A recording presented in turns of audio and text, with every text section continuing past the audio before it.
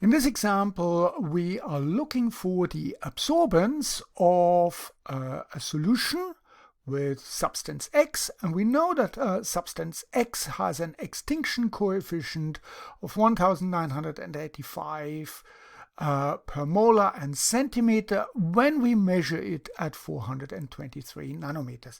And we want to know what is the absorbance when we have 77.6 micromolar solution of X. So what we can do quite nicely here is we can write down the Beer-Lambert law. So that would be A, the absorbance equals the concentration of the substance times the extinction coefficient times the path length, and we measured the concentrations in a spectrophotometer with a cuvette of 1 centimeter. So I just simply write L for the path length, and all we need to do now is just simply put in the numbers. So we've got absorbance equals the concentration. So we've got 77.6 times 10 to the minus 6.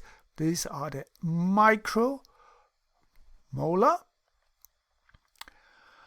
That is our concentration times the extinction coefficient, and that was 1985 molar to the minus 1 centimeter to the minus 1, and we have got a path length of 1 centimeter.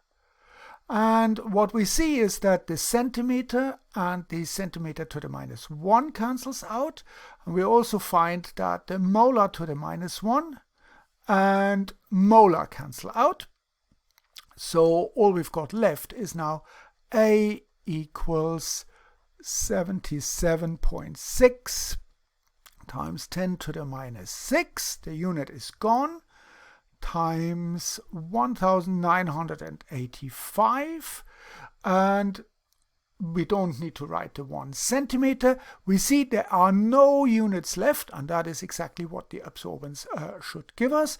And if we put this into a calculator, we would get as a result 0.154 as the absorbance of this solution in the spectrophotometer. And again, there's no unit because an absorbance doesn't have a unit. So I hope this makes sense, and thank you very much for watching.